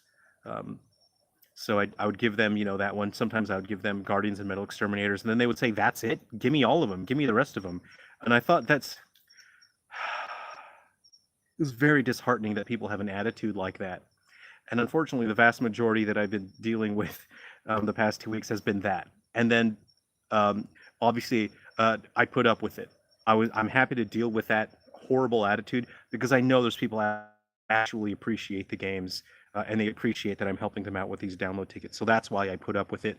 But after 2 weeks of it, I just want to turn my screen off. I just wanted to just relax for a little bit. So that's why I'm here with you guys. We're here with our bonfire. We're just hanging out now. We're just relaxing.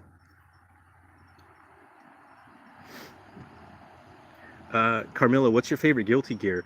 Oh, I started playing Guilty Gear. Uh, I don't. Here's the thing. I love Guilty Gear games, and their names are so weird that I don't actually know any of their names. So, I I'm trying to remember if I can think of any. I've played them on pretty much every console that they've been on, but their names are always weird. They're like Guilty Gear X second, first ignition, third gear or something. And it's like, cool, yeah, I'll remember that.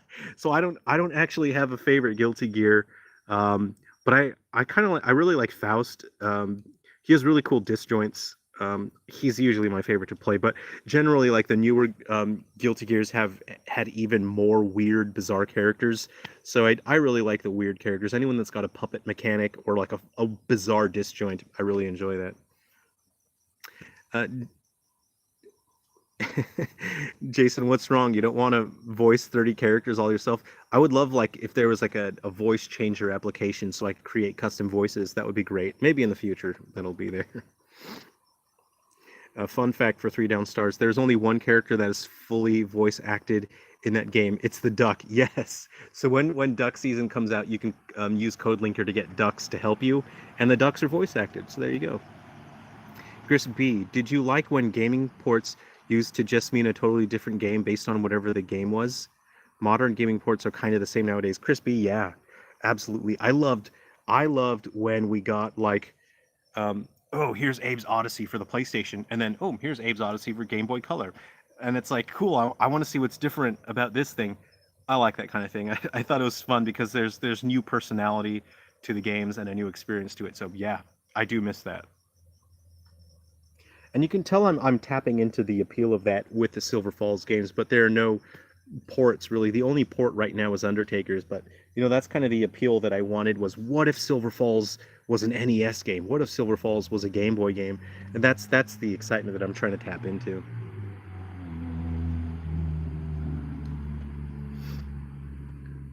Is there a current recommended play order or timeline? LOL. No, the entire Silver Falls series is designed to be played in absolutely any order, and it's set up that way because I want everyone to have their own unique experience through Silver Falls.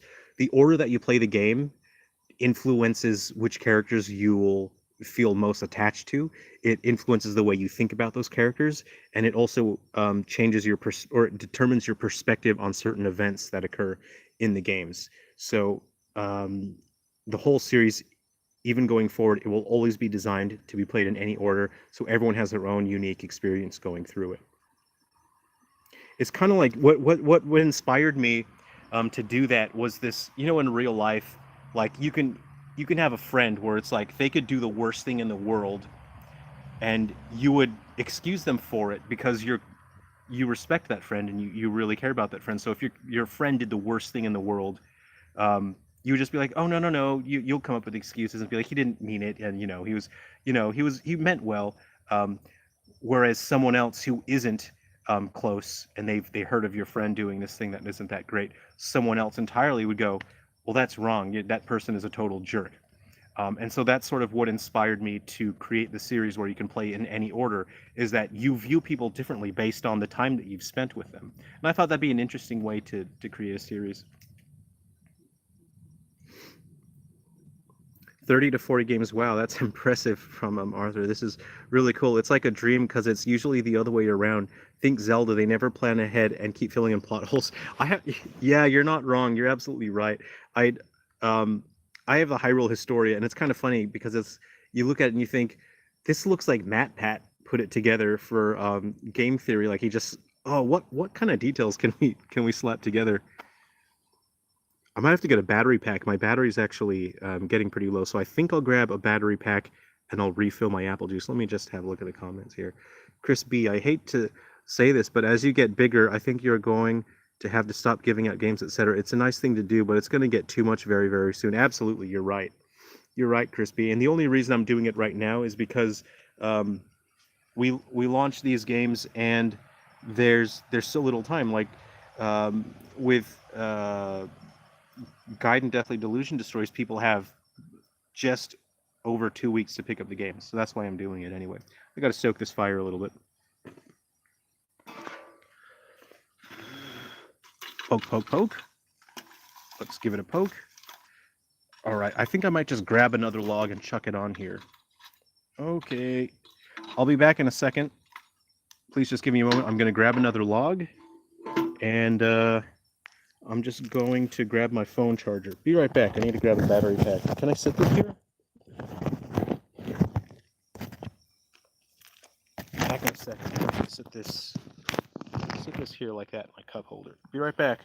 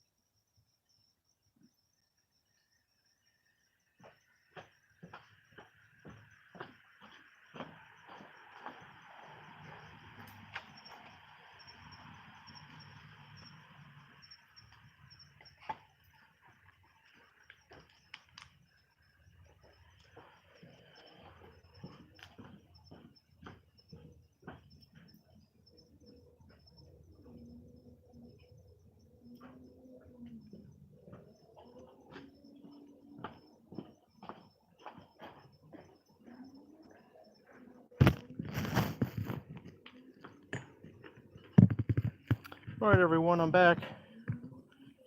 And I'm just going to plug my phone into the charger here. I got a little battery pack. Cool. Let's see, is this thing turned on?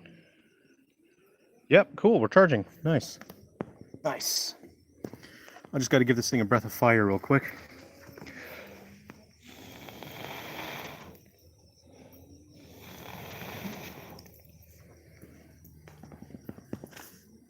Yep, there we go.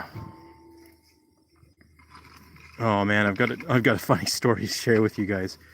And this is, let me just catch up with the chat here, see what's going on.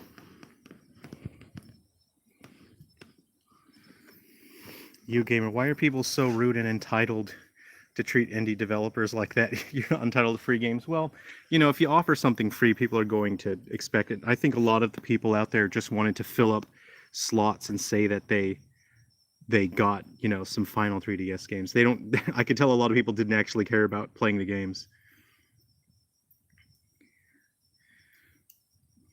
Jason, I got a download code to a friend of mine and he was so excited about that he went and bought some of the other games. Oh, I appreciate that. Thanks, Jason. Kenneth, I bought all the Silver Falls games for the Wii U and 3DS. I really appreciate that. Thanks, Kenneth. That really means a lot. I appreciate it. Carmilla, I love Brisket, Soul, and Robokai. Are those, what are those? Something that sounds like food to me. That sounds delicious, so I don't know what you're talking about, but whatever it is, I'll try it. Sonic Unleashed, Wii, PS2, 360, PS3. So like an anthology series, it's very cool. Yeah. Jason, I recently learned of the existence of DOS PC ports of the original NES. I saw a video about that on YouTube. Yeah, it's weird. It's so bizarre. Chris B, you played that? They went to Nintendo, but Nintendo were like, nah, so I think they made Commander Keen instead, or whatever it's called, right? They also made Guyana Sisters was something else. That was just an outright sort of clone. It wasn't anything, wasn't related to anything.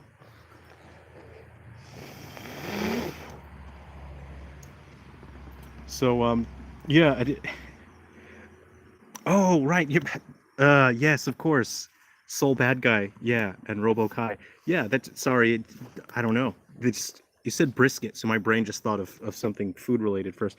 So I got a funny, real funny story here. And this is from, you know, some years ago. I was just sort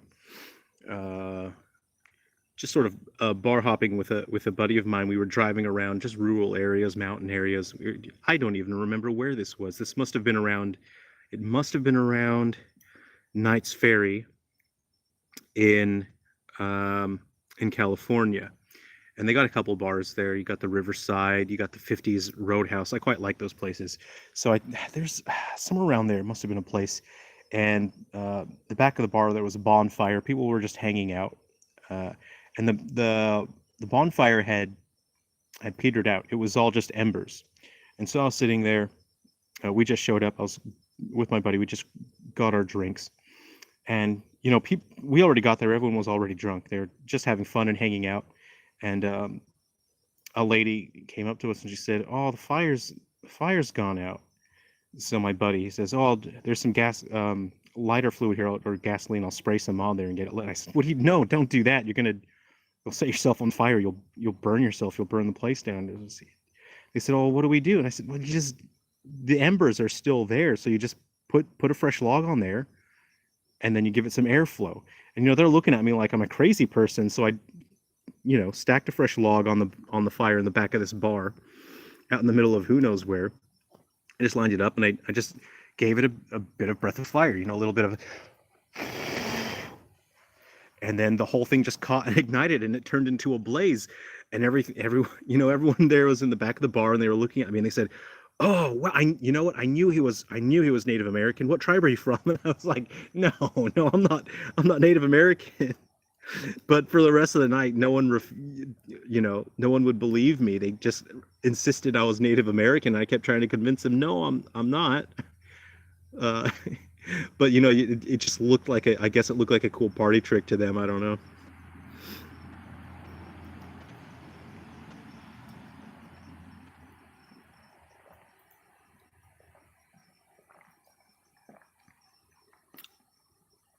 Oh yeah, that Mario Bros thing was like really weird, weird colors. Like it was like you know, you ask your mom if you could have Mario Bros, and she says you already have Mario Bros at home. Oh yeah, with like the screen just like moving one step at a time when you want to scroll. That was weird.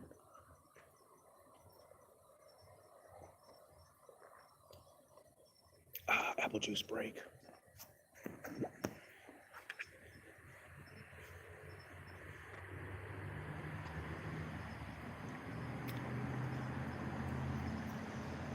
Oh man, it looks like this battery pack actually doesn't have that much charge. I had something else plugged into this battery pack. Okay, well, it's back on again for a minute.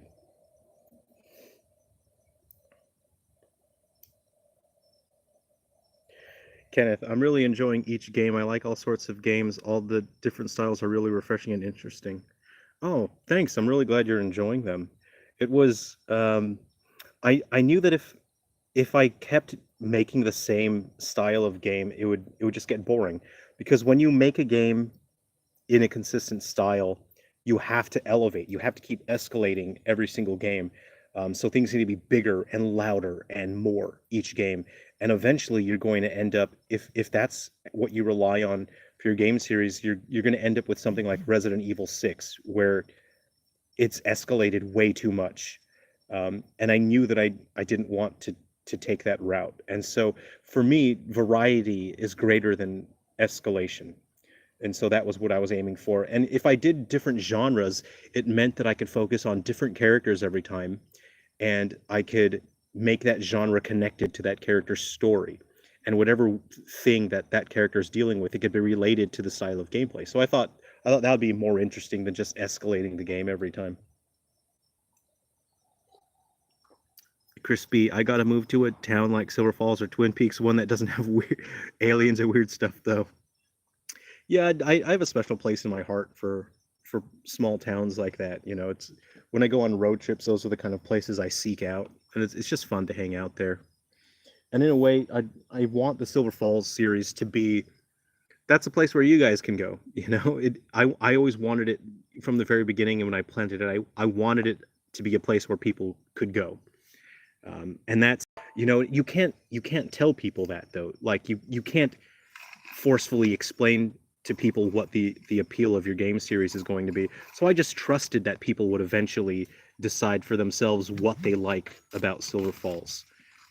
Yeah, and I have that degree of trust with people. Let me get these roaring here now. Nice, that's real nice. I might have to grab like a second battery pack. So we got our nice fire going here. Yeah, I may have to grab another battery pack because this one was actually kind of dead.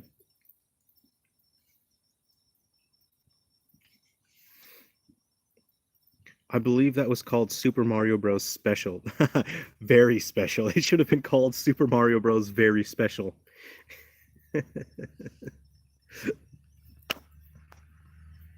Let me think. I'm trying to think if I've got another battery pack that's ready to go. Um, from the Void Games. Clever. That development philosophy of variation over escalation has been showing up. The Shovel Knight series and SteamWorld as well are doing exactly that to great results. See, that's the strength of being an independent developer, is that you can make decisions to respond to uh, what you think is good or bad. Whereas AAA studios, the only decisions they can make are to follow trends. The AAA industry can't really innovate anymore because they're so locked into um, uh, ex- expensive development projects where they have to earn tons of money to make up to just justify that project.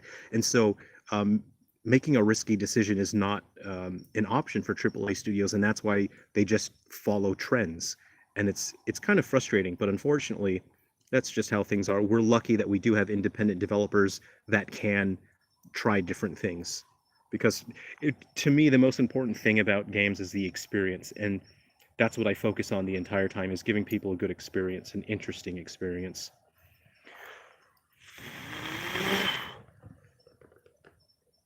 Okay, I'm just gonna look for another battery pack. I'm gonna be back in just a minute.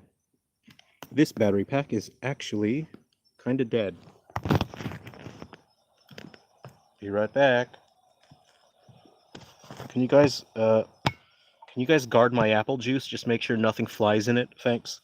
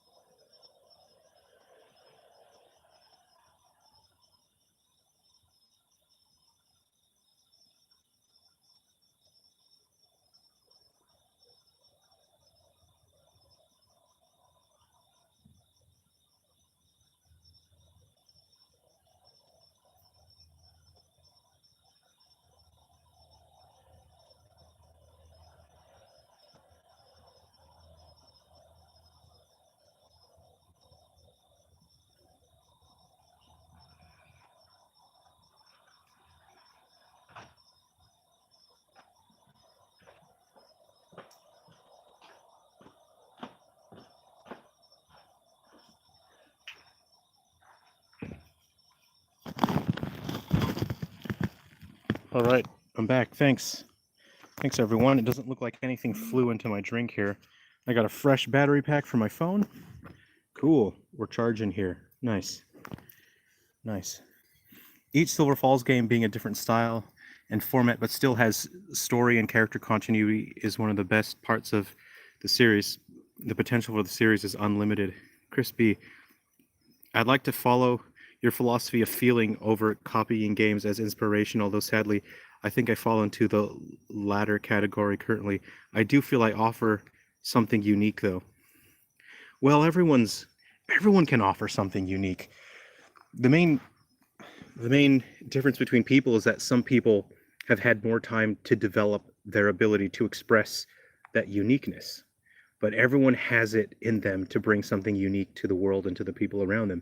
So don't be disheartened. Just keep working on it and just keep improving your abilities to express your ideas. And that's all it comes down to. It's just a skill, being able to express your thoughts and what you want to share with people.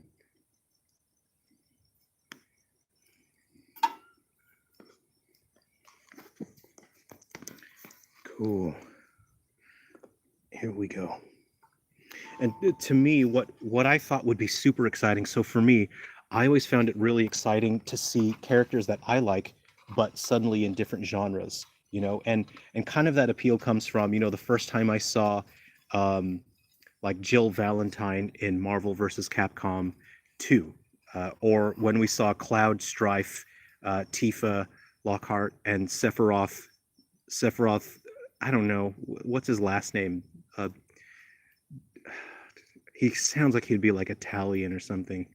Anyway, yeah, seeing them in Air Guys, that was exciting, right? Like these were characters that you were accustomed to seeing them in one way, and then all of a sudden, you see them in a new environment, and you get to see how their strengths and their uniqueness translate into a different genre. And that's the feeling that really, um, uh, it's the kind of thing I really like as a gamer. Right? It's so cool. And I wanted to share that kind of feeling is characters that you like. What if they were in a totally different context?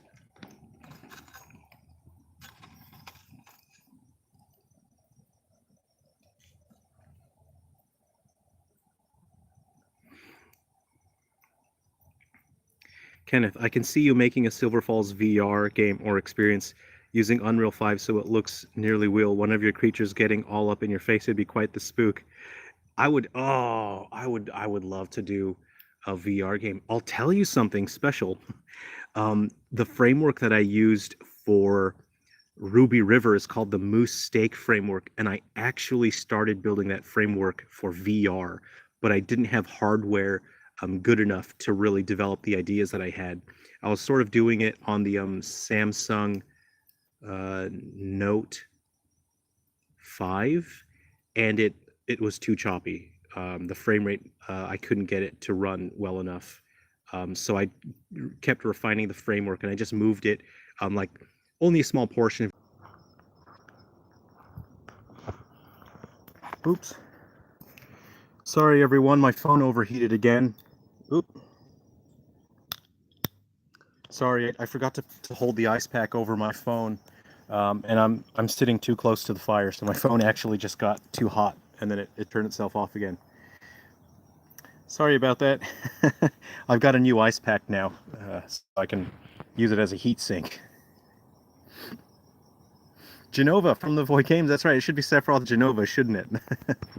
What's Luke? No. What's Lucretia's? What's Hojo's last name? Is Hojo? Is Hojo Hojo's first name or Hojo's last name? Because, right? Like Hojo. So, oh, it'd be weird, right? If it was Sephiroth Hojo, that doesn't seem right. That's not correct. That can't be right. Off subject, have you watched the show Wayward Pines? No, I haven't. Chris B, it could be a Mario situation. So instead of Mario, it's Hojo. Could be. Could be. Yeah. Oh, Kenneth, that's interesting about Ruby River. Ah, right. Here's what I want to tell you about Diamond Island. So Diamond Island, again, is using the Moose Stake framework, which I built for Ruby River. And there will be a control mode where the items in your hands for Diamond Island, you use the Joy-Cons, and it's one-to-one movement. So as you rotate and move your Joy-Cons, you'll have an item in your left hand and an item in your right hand. So you can manipulate items in real time. And if you wanted to deal with an enemy, you can have a gun in one hand, or you can have two guns, and you can deal with enemies that way. So yeah, that's what I had planned for Diamond Island. And of course, if you wanted, you could use a standard control scheme as well. Oh, okay. Hey, thanks for looking that up, Arthur. Hojo Hakase, apparently. Yeah, Sephiroth Hakase sounds all right. That's acceptable. It sounds, way better than Sephiroth Hojo. That's for sure. Yeah. Sorry, it shut off again. I definitely have a new. I have this massive chunky ice block now. So, this is protecting the phone from the fire. Let me breathe a little bit of air onto this guy real quick. Hold on.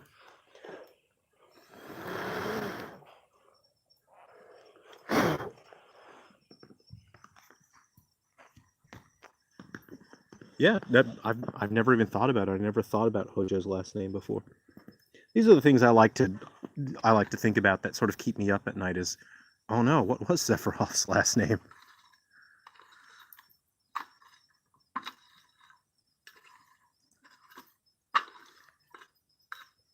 All right, nice. Zubair, hey, good to see you. Thanks for coming by to hang out. Good to see you, Zubair. So actually, what I just did earlier, I recorded a video. I'll upload the video later, or as soon as I finish this live stream. But I had all my shredded documents, and I just chucked it into the fire since I'm done with 3DS and Wii U development. And say goodbye to that platform, and we'll focus on the future now. So I better look up Wayward Pines. Hold on, Lunar Nights. I'm going to screenshot that, and I will look it up. There we go. And I've been through some, you know, and quite a bit of Silver Falls, the feeling of Silver Falls as well, because I want it to feel welcoming, like, oh man, this would be a great place to go. But, you know, there's that sense of danger and mysteriousness there, where it's like it's not all just positive and happy. And I've just stumbled into small places way up in the mountains where it does feel like that, where you think this place feels unsafe for some reason. Something doesn't feel right. It feels really dangerous here, and that I draw upon that feeling for the darker, uncomfortable parts of town. I've never come across like actual monsters or anything, any cryptids, but you know, that'd be cool if I did. Yep, I'm not working tonight. I'm just relaxing, just hanging out. The only work I'm going to do later, I'll just upload this video to YouTube, and that'll be my work for the rest of the night. So we're just hanging out. We're talking gaming. I don't know. Does anyone else here play? What fighting games does everyone play? I'll basically play any fighting game. I'm a big fighting game fan, and I haven't got to play Dragon Ball Fighter Z. Is it Dragon Ball Fighter Z or just Dragon Ball Fighters? Because it looks like the exact kind of game I would really like to play, and because I've been working on my games, I haven't had a chance to play it. So it's a real bummer. Come on, we can still have a fire. Come on, guys.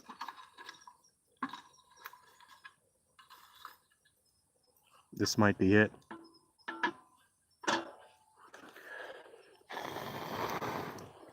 Well, oh, you're a Neo Geo fan. Nice. I have a Pi Boy 4 hooked up to the TV. It's synced up to my PS4 Bluetooth controllers. So that's how I like to play my Neo Geo stuff. I have the full library on my Pi Boy 4. All our friends around sometimes. We'll play some King of Fighters. Fatal Fury. Yeah, nice. Lunar Night. Sorry, my internet is slowed down. Silver Falls Town is like Wayward Pines Town. Really good series back in 2016. I'll look it up.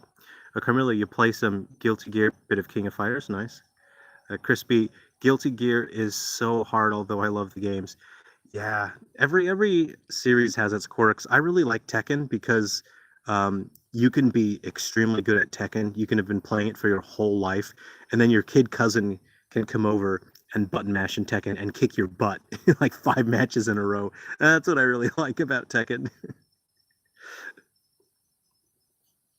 Kenneth, Dragon Ball Fighter Z. Man, I really want to play that. I haven't even seen it in person. Arthur, I'm into MK. Nice, Mortal Kombat. Yeah. Samurai Showdown. Rock on. Yeah. Oh, I do like me some Samurai Showdown. And Street Fighter mostly. I'm really awful at Street Fighter. I can't play it. Yeah. I've always been really bad at Street Fighter. Crispy, nice. I recommend Kizuna Encounters if you haven't played it yet. A great post-apocalyptic tag team fighter. Oh, I will screenshot that and look that up. Oh, hold on. My screen disappeared a little bit. Screenshot time. There we go. I believe, Kenneth, I believe it's pronounced Dragon Ball Fighter Z, though. Okay, good. Because I thought the developers were they made a statement. They said, it's fighters. What do you guys think? Do you want me to chuck another log on the fire? Let me know in the chat if you want me to chuck a log on that, or we'll just let it settle. Whatever you guys want. It's 12:25 a.m. here, but I don't really care. I'm not really sleepy. I was just gonna sit up and probably watch some YouTube videos about like Bigfoot or cryptids for a while. Stuff that I don't, I'm not super invested in. It's just kind of white noise, I guess.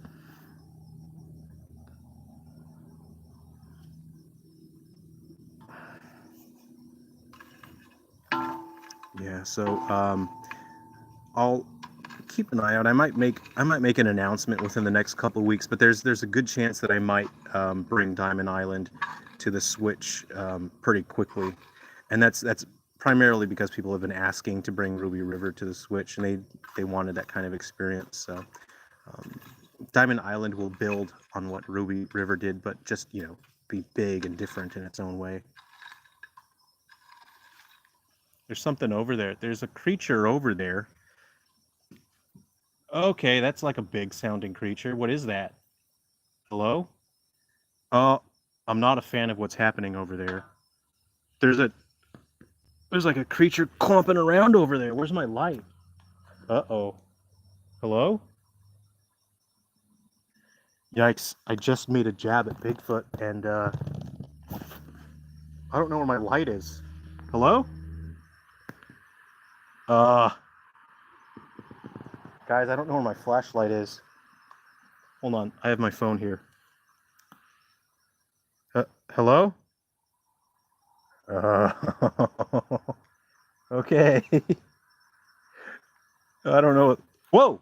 Hello?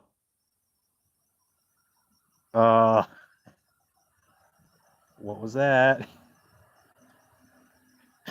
I'm not a big fan of what's happening right now, guys. Okay, well, I've never been mauled to death before. This might be new. Okay, what creature's that? What creature's over there? You better say something. Okay, I'll have you know I took karate lessons when I was 12. Okay. Hey, should I throw something over there, or do you think it would piss off the Bigfoot? Hello? Hello? Okay. Well, I'm going to turn off my light now. I'm just going to pretend it's a dingo. Hey, they exist. They're here. I'm going to continue the stream now, but there's something clumping around over there. Whoa! Whoa, whoa, whoa, whoa. Hello?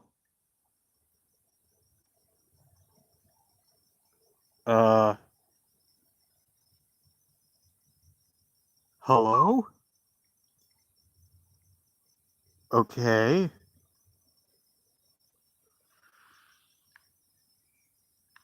Okay, I'm kind of gonna hope that was, I'm just gonna pretend it was nothing. Okay? Cool. Hey, if I get mauled to death, just let everybody know that I did have heaps of stuff planned for Silver Falls. Okay. Okay, what are you? What are you?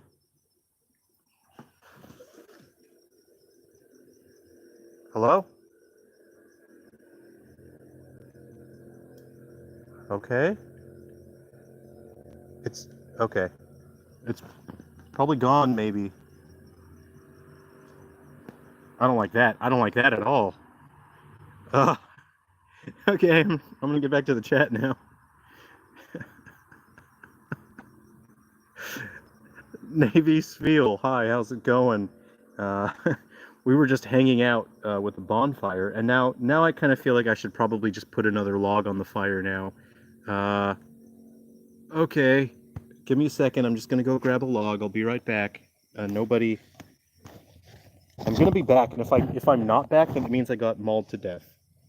So that's what that means. So I will be.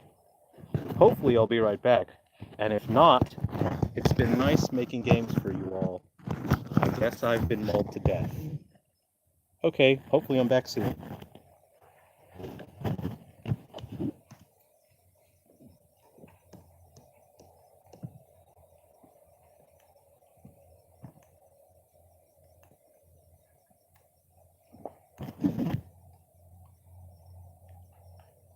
Hello?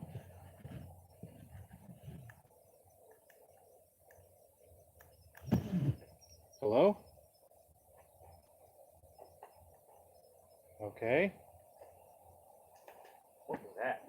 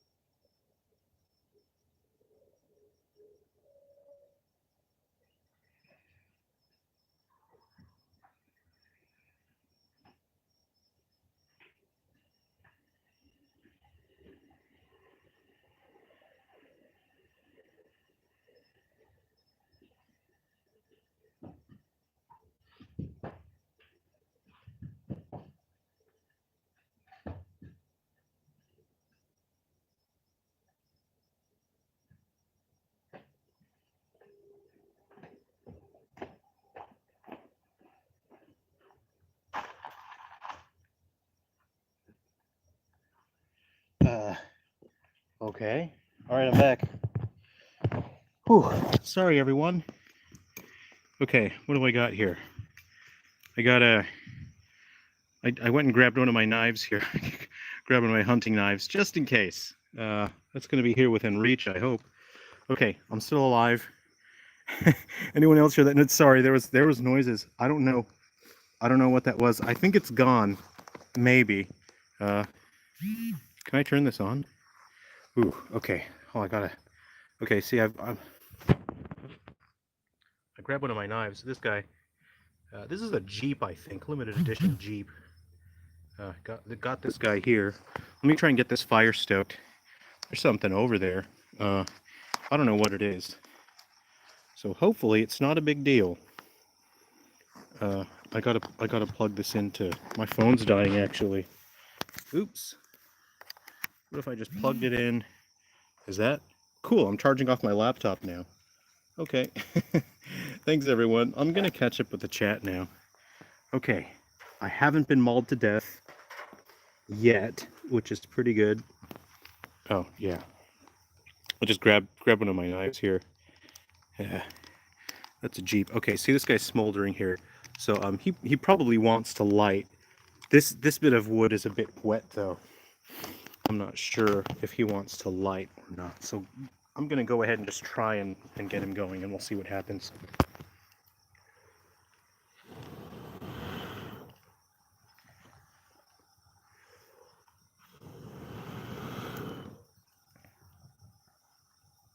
This might take a couple tries because it's quite wet.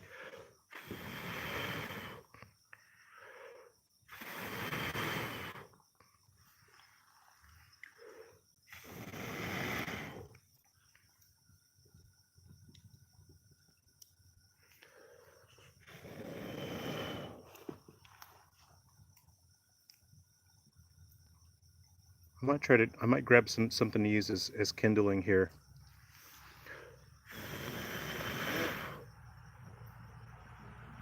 See, the wood's too wet to just catch on its own right now.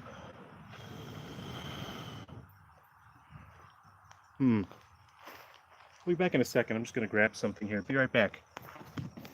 And let me know if you hear any sounds, guys. I'm going in blind here. I don't know what that was earlier.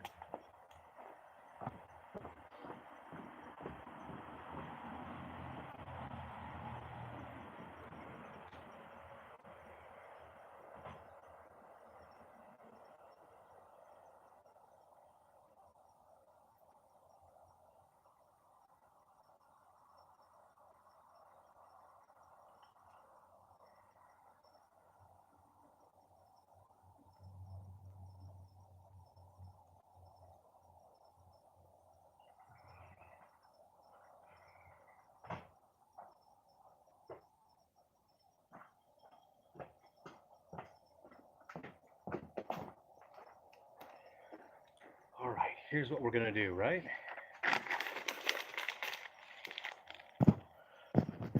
So I don't have any dried leaves. It was raining earlier, so I don't really have any dried leaves. What I've got is I'm just gonna crumple up some paper and see if I don't burn myself, because I can see it.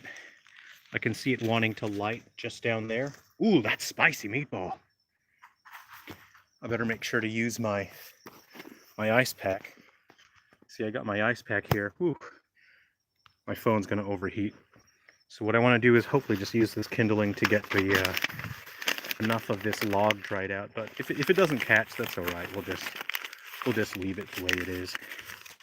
I'm gonna try and get some airflow underneath that guy. I'm gonna jab that paper in there. Where's my knife?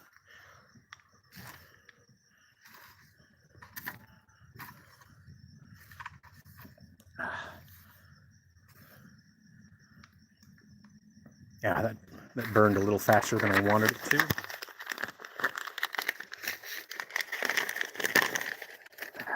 Where's my stick? Where's my poking stick? I can't see. Can't see my poking stick here.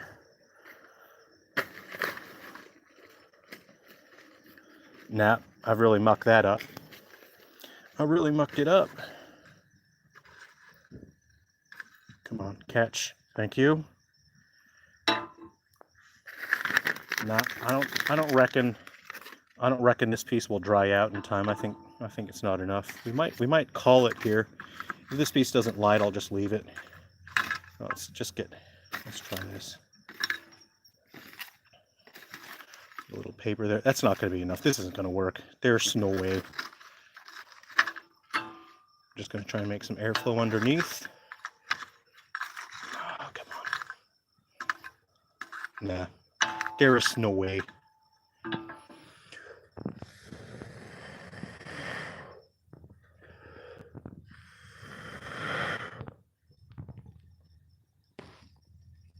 Nah, this log's too wet. Anyway, we'll just leave it there, guys. That's fine. That's easy. I think the sounds are gone. Did you guys hear anything else? Dude, you gotta film it if you take that thing down. I don't know what it is. The Hugh Gamer, if the cryptid has a gun, the knife won't do anything. Whoa, the hell was that? Okay. I don't know. I'm kind of thinking maybe I should wrap up now. Okay. Thank you for the stream. Please be careful going back. Yeah, if it's one of those gun cryptids, I'm a gunner. Well, it's been fun hanging out, everyone. This log's not going to catch. I think I'm going to go back home now. So it's been pretty fun, everyone. It's been fun hanging out. That's been great. It's fun chatting to everyone. Jerrel has been abducted, or he's desperately fighting for his life. It's okay. He did karate when he was 12. Yeah, you know, that counts as something. That's I usually put that on my resume, and there's like dogs going kind of crazy in the distance now. So that's something. I don't think I'll have to use my knife tonight. Yeah, this is a Jeep. I think it was like a limited edition when I got it or something, if that even means anything. I don't even know what's limited about it. I like it because it's got a grip here, so it doesn't slip, and it's hard to see, isn't it? You can see the handle shape. There's like dogs going crazy in the distance, so you don't slip on there. It's got that serrated back edge if you need to cut rope. That's always convenient as well.